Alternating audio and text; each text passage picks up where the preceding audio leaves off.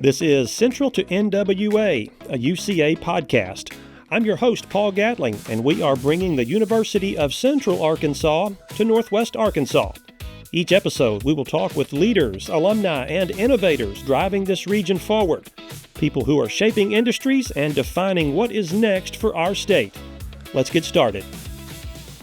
Welcome back to another episode of Central to NWA. I'm Paul Gatling with the University of Central Arkansas, and today's guest is Ron Branscum. He's a former longtime Northwest Arkansas banker, now a business owner and consultant, somebody I've known for a long time, UCA graduate, class of 1993, and he's really one of those guys who's, he's seen the business from just about every side, the banking side and now advising businesses side, and so I think that's going to give us a perspective that people are really going to enjoy. Ron, good to see you. Thanks for being here. Thank you, Paul. I appreciate you having me. Yeah. I'm excited to get a chance to visit with you. Yeah, you as well. I mean, like I said, we've go back to the Business Journal days when I was there, and you had a couple of stints at Arvest Bank and the Citizens Bank and all of that. And we'll get into that, of course, a little bit later on. But first, UCA class of 1993, right? Yes, sir. Yeah. Great time to be a basketball player at UCA. It was. Yeah. When Coach Dyer recruited me down there to UCA, it was he said we're going to have a good team coming back in 1990, 91 season, and I'd been on some good teams, but I hadn't been on any teams that won any championships. Yep. And that was like, you know what? There's a chance to win something here. Mm-hmm. And we did. Yeah. We had some good success there. Got really, really close to winning the whole thing. Back-to-back NAIA national runners-up in 91 and 92. Very close. I think one of those games in overtime. I mean, I'm sure you know exactly which game it was. Both games we got beat by Oklahoma City. That's right. Same team. And the second one, they got us in overtime. Yeah. And if Joe Sikowski would not have fouled out in the overtime, I think we probably beat them. Yeah. Great Northwest Arkansas connection there. Joe and George, great Fable high school players, great UCA players. We'll go back to the basketball in a minute, but first, you were on some teams. Where did you grow up? Where did you grow up here in Arkansas, and how did you get involved with UCA? You bet. Jacksonville, Arkansas, right there where the air base. My dad was in the military, in the Air Force, and so used to spend a lot of time on the air base, and so just being in that Central Arkansas area, obviously knew about UCA. Yeah. And when I graduated from UCA, I went to North Ark Community College, which we'll talk about the connection with community college, but played basketball up there for 2 years. And then when it was time to where am I going to go next, had that opportunity at UCA. I was very familiar with the school. Yeah.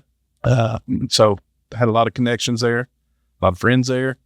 So it made sense. Did you move around a lot as a kid? I mean, I hear the military, you were always in Central Arkansas. We were a rare breed in that we stayed. My dad was stationed in Jacksonville for the length of time that he was, basically about 10 years. Yep.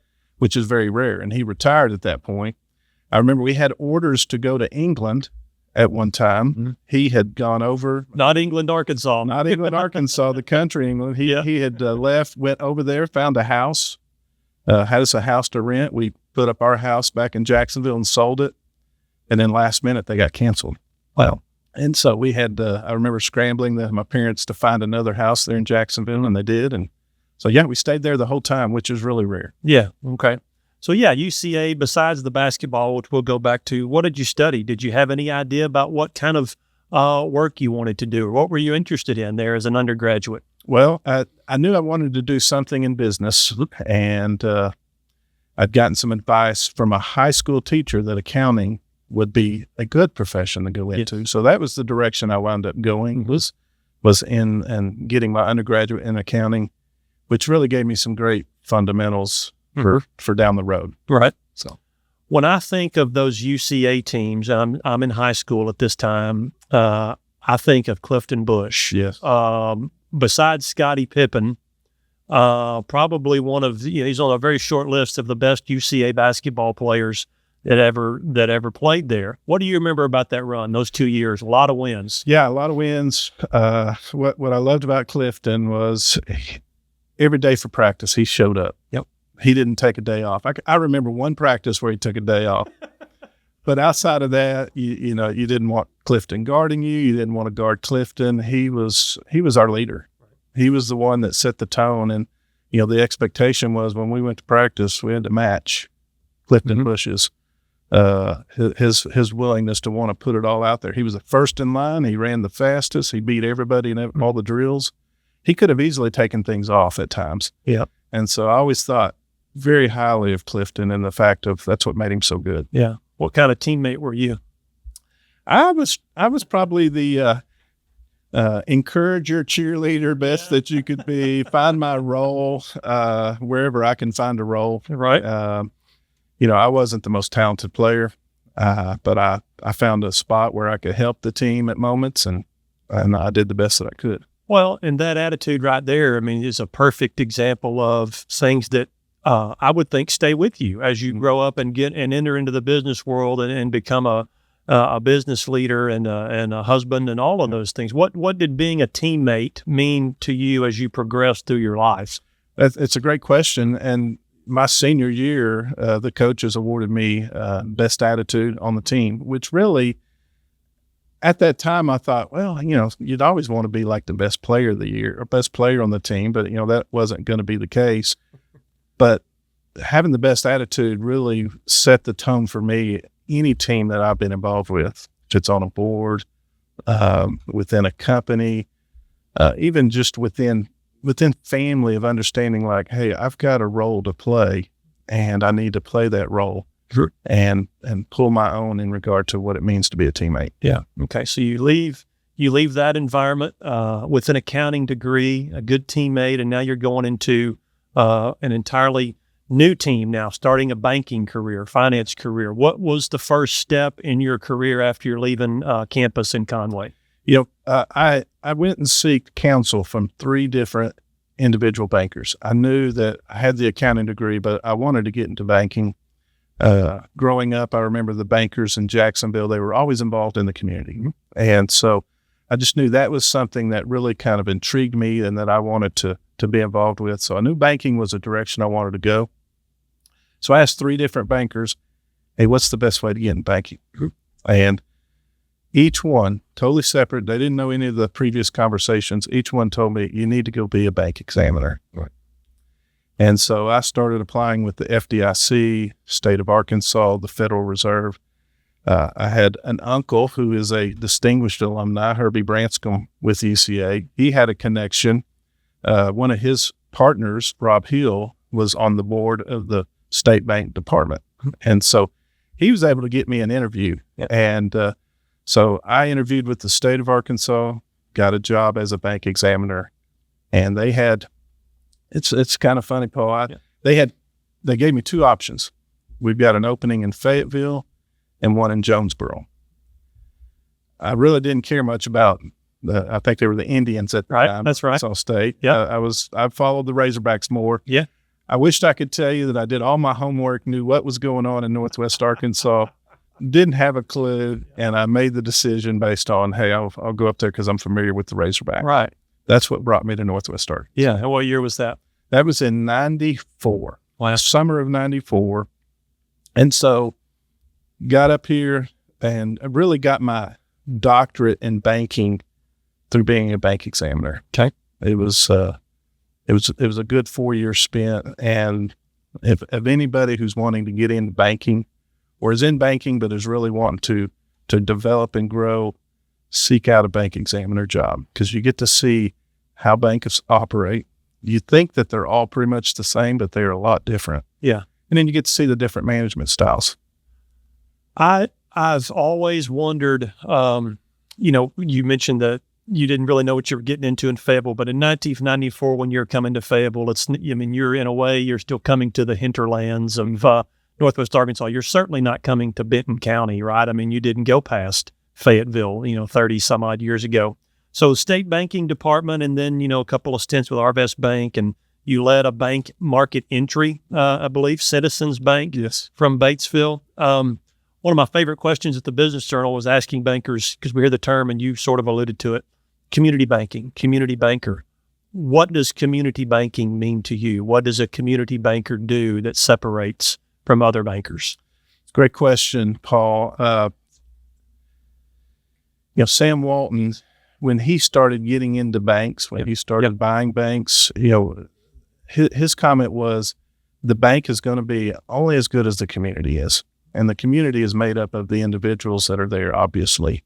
And so one of the roles of any banker is to be involved in the community, to help provide leadership, guidance and direction from an economy standpoint, to be not only holding the information, but being willing to share because it helps all. And so that's what really stuck out to me, and that was something I strive to do in regard to giving back to the community. And that can look in a lot of different ways of serving on boards, which I've done my fair share, and I really enjoy it. But also, too, just being of the mindset of, I'm going to share what I know to help you so that you will take it and help somebody else. So if you were to share what you know about the importance of relationship building to a young banker, to someone who's just starting or maybe just taking their first job as a bank examiner, what would you tell them? It's all about relationships. It really is. Really, in banking, you're a relationship manager. One of the first things you really need to strive to do, and I try to apply this in my business now, is you got to develop the relationship first before you can even ask for the business.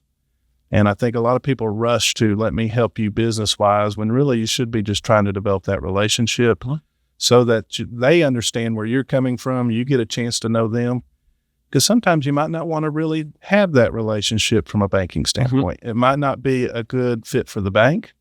You might spend a lot of time and effort developing that, and then you get to the loan committees and you realize our bank's not looking for this type of relationship. Right. And you waste a lot of time. So really, the relationships, though, are very key.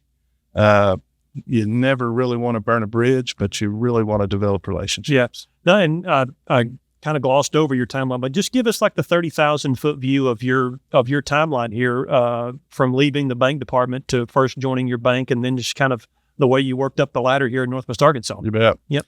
So when I was with the bank department, I was a senior bank examiner, and there was an ad out with First National Bank in Rogers, which was owned by the Walton family. And at that time, you had McElroy, Bank of Bentonville, separate charters. They were all owned by Arvest, but nobody knew the name Arvest. It was the holding company.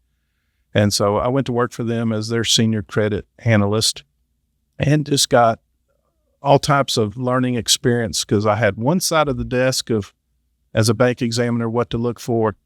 Now I'm on this side, and it's really starting to make a lot of sense to me.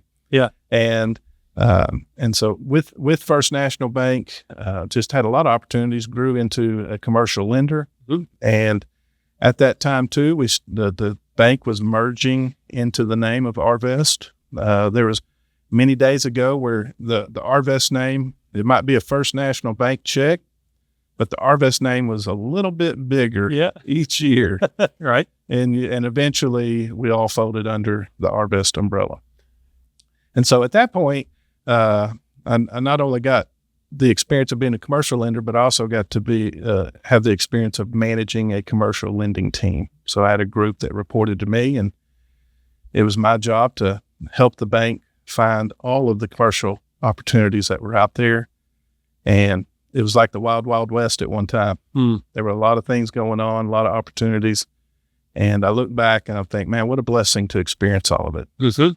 Yeah, it's been great. I've lived here 25 years. You've lived here over 30 years. And when you say those names like McElroy and the Bank of Bentonville and First National Bank Rogers and all of those banks from years gone by, I mean, it really does bring back a lot of memories. I imagine it probably still does for you too. It does. And I think of, every time I come up the Pinnacle Hills Boulevard, I distinctly remember the day of being in Gary Combs' truck with him. I don't know if you. Oh boy, Combs. That's a proposition in itself. It is. Truck with Gary Combs. But Gary was married to Carla Tyson, but he was developing property there for a while. So he developed the commercial Pinnacle Hills Boulevard. Yep. And I remember being in his truck where they just cut the dirt. And so we're riding down the dirt road talking about this area being the epicenter of the epicenter.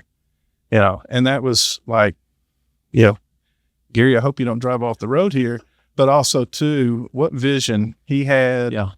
Collins Haynes, Bill Schwarhart, Carmen Lehman, even then J.B. Hunt got involved. It was just a lot of visionaries really helped get this area off the ground. You've got to have an imagination that's boundless to be sitting in that truck where you were and listening to these plans that Gary's talking about and where you're looking around and what you're looking at. And it's just... none of it was here. Yeah. None of it was here. It's hard to compute. Yeah. It's hard for me to, drive by the mall over there and the Promenade Mall. And, that mall wasn't there. Right. But I remember when those deals were being made to get that mall here. Yeah. And I remember when John Q. Hammonds bought the land from that very group I talked about, Combs and Schwarhart and them, bought the land to put the Embassy Suites and Convention Center in.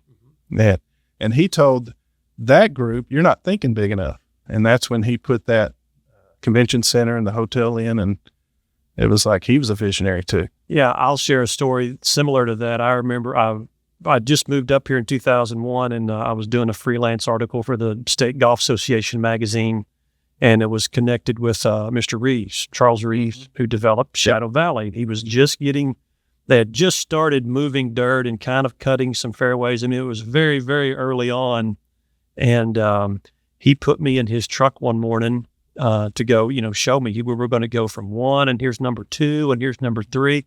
And we were it was just, you can imagine. And it was early in the morning, and I guess I'd had too much of a breakfast, and I got sick. I said, Mr. Reeves, I need you to stop this truck. And he stopped and looked in, so I opened the door, and he was just kind of chuckling. I said, okay, I'm okay now. Yeah. But yeah, when you think, because Shadow Valley is now on, phase 15 or whatever they're on of the houses, hundreds of houses out there, beautiful golf course. And it's fun to think back on those memories of the way this place used to look. Yeah. From the people who've lived it like you were right there in the very middle of it.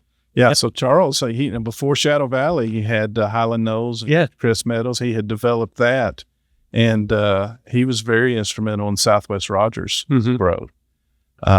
Very instrumental. And then he did the Pleasant Grove. That's where the Walmart Supercenter is now. And it was interesting. There was a time when he thought he had the mall coming into that particular area. And this other group had the mall coming here to Promenade. They were both seeking that particular mall as to how important that was. And, Charles missed out. And, but Charles was He didn't great. miss out too badly. No, Charles did. Charles was he was on our bank board. Very smart man. Very smart man. Really had great common sense to him. Yeah. Okay. That's wonderful memories. All right. So you step out of banking for a little bit and you go to work. Not really go to work. You went to lead a business that you own with your wife, Regional Therapy Services. Tell us about that career and how you evolved into that role. You bet. I'd be remiss if I didn't bring up that the value of UCA is where I met my wife. Ah, okay. UCA. Yep. So we dated down there, and then when I moved up here for a bank examiner's job, we dated for another year and got married and got her up here to Northwest Arkansas, and she finished at the U of A. But Did you have to convince her? Oh no, not at all. She was ready to go. Yeah. And I will say with her, she's very adventurous. There's never been a question of, well, why would we do that? She loves the adventure of it. So moving to new terrain was very exciting. It was an adventure. It was. Went to. She used to always. I had a great opportunity in the banking career. Arvest was always good to me, but she'd always every once in a while say, I wish you'd take this company over. I wish you'd jump in and help run it. And I would always be, I've got this banking career. I'm going this direction. One of the things, Paul, when I was in banking, I used to especially the older clients, I would always ask them, hey, what would you do different? And every time I would ask that question, the answer was always, I wished I'd spent more time with my family. Every answer. Red Hudson, all the various people that I would ask that to would give me that answer. So I knew in the back of my mind, I thought, family is very important to me, and I hear what they're saying. But here I am running this direction. So when we would have those conversations, Well, it just finally stuck with me one day. What would it look like? And so we, as an adventure, decided I'm going to discard the banking career and head this direction, and we're going to basically do business together. And wouldn't say there's not a better business partner than my wife, not a better friendship, and that just doing business together helped bring us even closer together.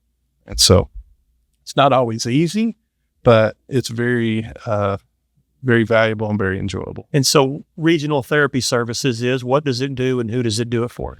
So Deidre initially is a speech therapist. That's what she got her master's in, and was originally just doing speech. But Regional Therapy now does speech, physical, and occupational therapy. Works with pediatric clients, birth to 5. Back when I stepped out of banking and into the shoes of helping her with regional therapy, there were 3 employees. 2 of them were part-time. And fast forward to today, north of 50 employees. And so she's done an excellent job with it. I'm on full-time consulting with her, in regard to helping wherever needed. But it's been fun really putting that business together. What did you learn about, you went from financing businesses to running a business? I mean, what was that mindset like, getting into that chair and not this chair? Never had to worry about a paycheck when you're working at the bank, especially working for the Walton family. You didn't have to worry about pay. You really learn real quick. Payday is very important. Yeah. And to, when it gets to you're messing with other people's paycheck, it's very, very important. So the responsibilities of managing the cash flow, which really came natural to me, but now it's like it's in your hands. If you make a poor decision, there are ramifications. Back in banking, if you made a poor decision, you were able to learn from it and move on to get to the next one. So that was one thing. I think the other thing that I really learned, this was working with all the clients that I did, is how important culture in a company is. And that's one of the things we were able to put in place, is develop a culture with RTS. And it's really key that, once you establish that, you got to continue to just keep it in front of all of the employees, keep it active, and you got to keep living it out. I would imagine that also changed maybe the way you felt about risk, being, the banker. Like you said, you didn't necessarily have to worry about a paycheck. You didn't have to worry about a lot of things, but as a business owner, you had to worry about several things, and risk being one of those. Yes, most definitely. Yeah. So you go back to, you did that for how many years? Did that for 6 years. Okay. And then an opportunity to return to the banking industry. I did. I was approached by the folks with Citizens Bank out of Batesville about coming in and taking on the Rogers market. And for some reason at that time, it just felt like, maybe I need this new risk, or maybe I just need to be re-energized in regard to trying this particular venture out. And so, I got back into banking. Did you find that you'd been re-energized? I mean, was it a different from 1.0 to 2.0 in your banking career? It was, relationship keys were always the same. That was always the same, but the banking industry had changed night and day. Just within that 6-year time period. How so? What's the most? I just remember that one of the very first loans back at Citizens Bank had a customer call, and they were wanting to do, it was a simple request, wanting to do a home equity line of credit, second mortgage on their home, and they were going to use it for I think they were going to do remodeling with it. And sure, we can do that, no problem. I walked it over to my loan assistant. Hey, we need to get this put in place. And I mistakenly told the customer, we should be able to get this done in about 2 weeks. Banking had changed a lot. And so when I shared that with my assistant, she looked at me like, what did you tell him? It's a 30 to 45 day process just for a little home equity loan. And so the banking regulations and everything had really, really just totally swung in another direction. And so that was the one of the things. It was like, okay, this is a lot different. It's not as customer friendly, even though the regulations were supposed to help protect the customer and help benefit the customer. It really added no value to the customer. It just created more documentation.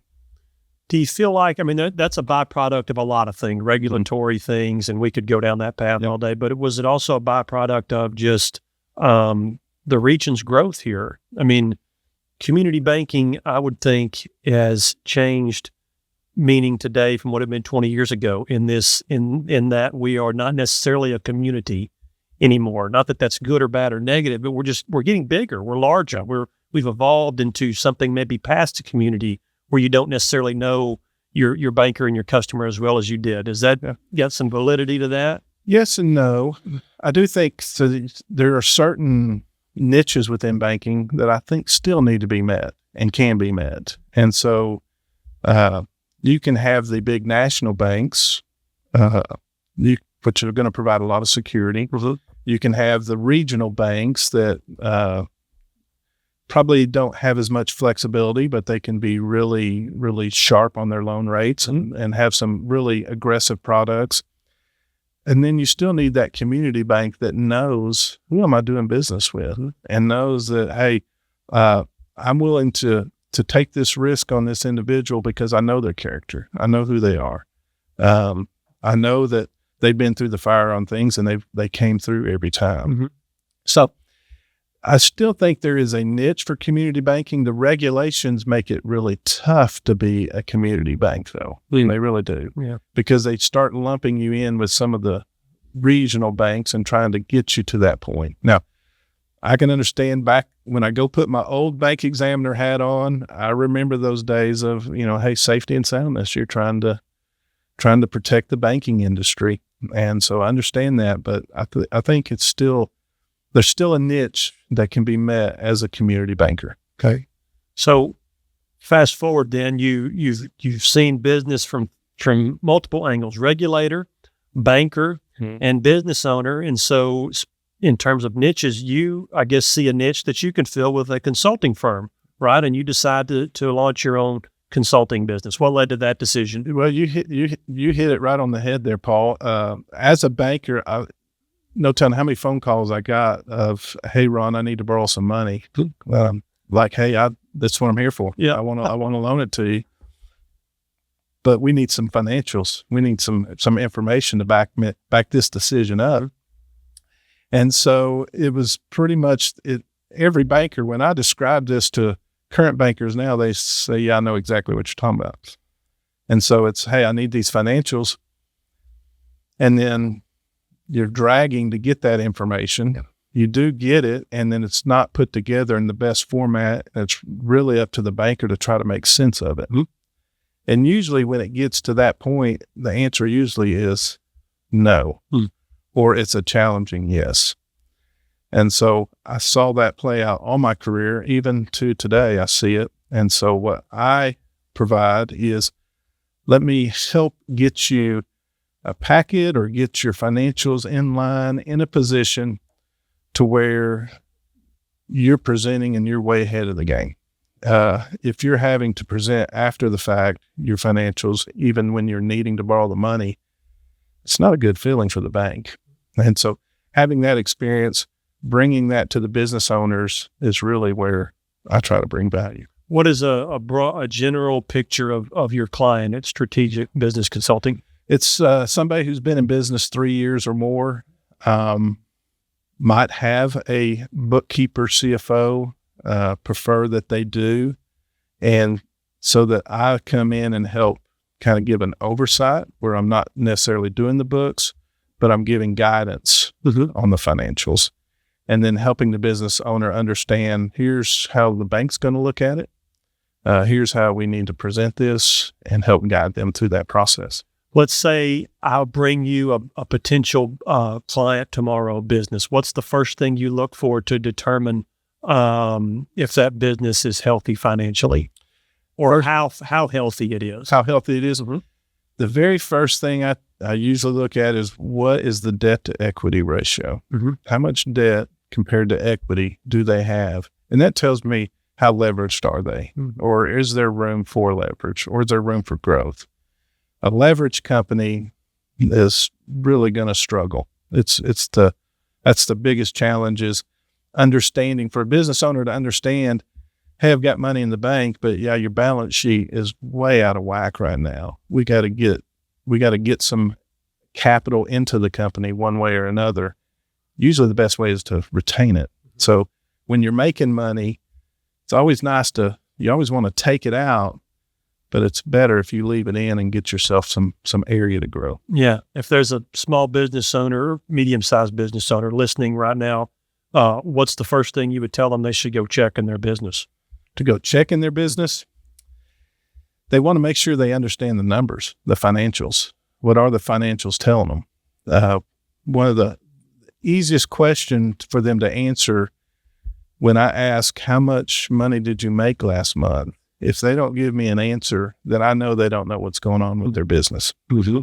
They should be that in tune to know each month how much they made and how did that compare to what they thought they were going to make, what they budgeted. And a lot of times business owners, they don't have the time necessarily to do that. And so that's where I try to help come in and teach them and help instruct them on, hey, this is pretty much the fundamentals you need to live out. Once you learn that, you'll start getting into a rhythm and you'll find yourself having a much better business. It sounds like, and I can tell that this has been a rewarding part of your career. That's been a very satisfying. What's been the most challenging part of this part of your career, starting your own business? Well, I started it in the middle of COVID. Yeah. Full stop. Right there. Actually, that was a blessing though, because it was almost like a restart for a lot of things. And so once you kind of, take that mask off, mm-hmm. literally, you get a chance to kind of reconnect on things. Mm-hmm. It's always with any consulting is just the ups and downs of how you got opportunities today, you don't have opportunities the next day, just trying to keep that leveled out. So one of the things that I'm working on right now is to get my certification for business valuations.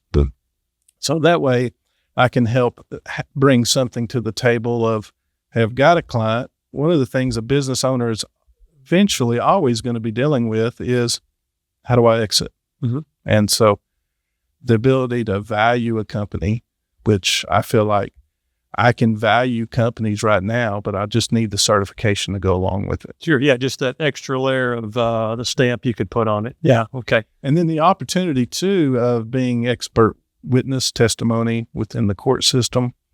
I have had a chance to experience being a receiver from the court system. That was a great experience. And so just looking for those opportunities. You mentioned earlier, and you've been involved in a lot of different, nonprofit boards and board work and community related functions. But one of the most high profile is your co-one right now. You're a board of trustees member for the Northwest Arkansas Community College in Bentonville. Just tell me why you decided to run for election and invest your time at NWACC. Great question. Kind of go back to when we kind of first started. I spent 2 years at North Ark Community College playing basketball up there. Just the fact of, I don't know if I would have been as successful if I had went directly to a 4-year school. Smaller campus, a little more personal instruction. Those first 2 years of college are really key. Mm-hmm.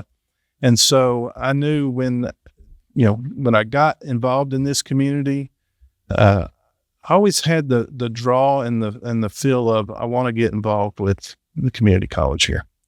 And so I have served on the board for close to 10 years now and won re-election. Yeah. Thank y'all so much just for voting recently. for me. Yeah. But it's been a great experience, and just the value the ability to give back to the community in that essence is, I know you're helping students achieve their dream of being successful. And I just want to play a role within the college to help with that. So playing off of that, what is in the year 2025, NWACC has been around since 1990, I think 91, somewhere in that ballpark. Yeah. In the year 2025, which in Northwest Arkansas, everything is a different planet now than what it was in 1990. What is the role of Northwest Arkansas Community College in this region right now? I think helping with workforce development is a big key. There's still a lot of students who don't necessarily want to go the full college route, but they are needing a job. Coming out of high school, looking for some type of skill to cut their teeth on. I think the college can definitely play a bigger role in that. Our construction department has just gone gangbuster. And as you can imagine, you see a crane everywhere around here. Right. The construction companies have a hard time finding employees. And so those particular students that go into that program are able to walk out and go work for a Crossland or an Abholtz. And they're walking into those companies bringing value right away. So that's one area. The heat and air area, electrician, that's another area that's really key. Right. Where are some gaps? I mean, I know healthcare is a popular workforce development topic as it relates to community college and four-year colleges. UCA, we've got, I think the number is somewhere close to, we've got about 10,000 students, and I think right at about 20% of all of our students are on some sort of healthcare-related degree path, whether that's the behavioral therapy, occupational therapy, nursing, pre-dental hygiene. Those jobs are in demand, right? And so where is NWACC's role there? Are they filling that gap there on campus?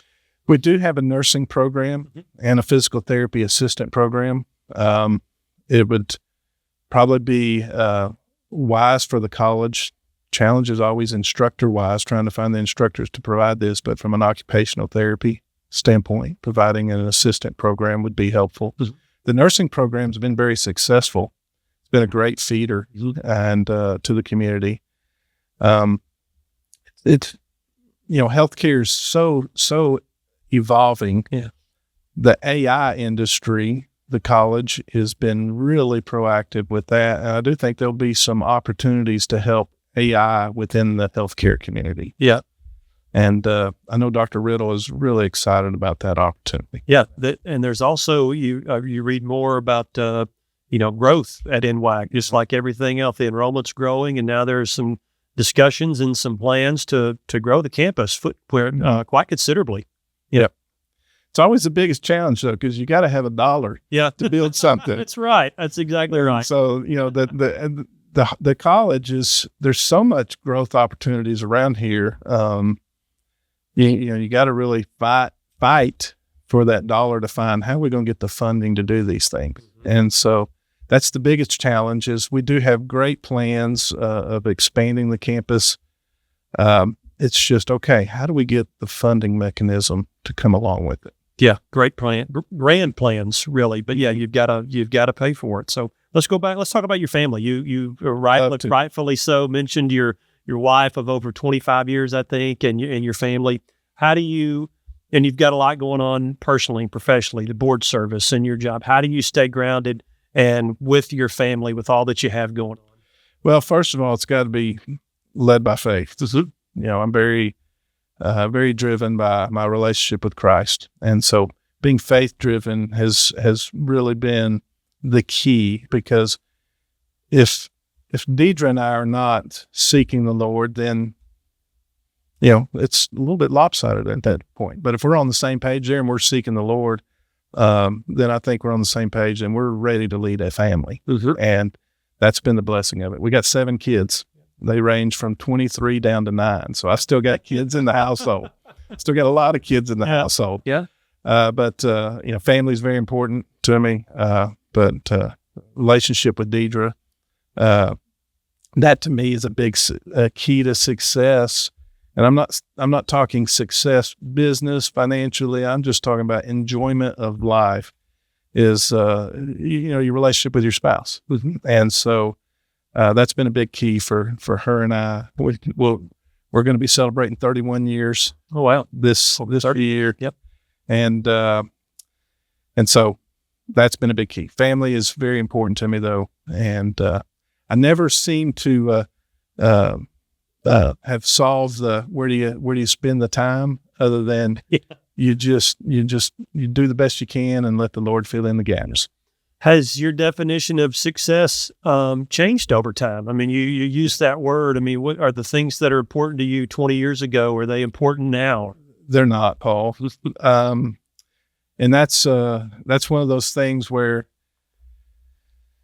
how I viewed success was, hey, I want to be a bank president. Mm-hmm. You know, if I can obtain that, then I will have obtained success. But really, at the end of the day, is to have a family where we're just all growing and developing, and Deidre and I are meeting our kids' needs, and that to me is for them to spring off into the future is the success. Whatever that looks like. If they are able to, take some of the very things we've taught them and go develop their own families, then that'll be the success. Sure. Yeah. Wow. Say that age range again for me. The 23 to 9. 23 to 9. So that's every 2 years. Every 2 years. Yeah. So unique dynamic. All right. Just a few rapid fire questions for you as we round up. Business wise, best business advice you've ever received.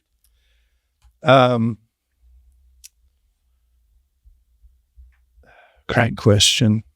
I would think sitting down with Red Hudson. He said you need to manage to the balance sheet. Okay. Now, some people might be like, "What does that mean?" He understood. He knew it. He'd experienced it, and I don't hear the name Hudson family around here as much, but the Hudsons were huge in this community. Yes. And Red Hudson built a company, a big company, and was able to sell it off to the Tysons. But Red knew managing to the balance sheet, knowing how your balance sheet is structured, being able to, when you make a decision within your company, it is going to have an impact on the balance sheet. And that balance sheet, when I talk debt to equity ratio, those are the types of things where you got to know how your financials work. Yep. Hardest or most challenging business decision of your career?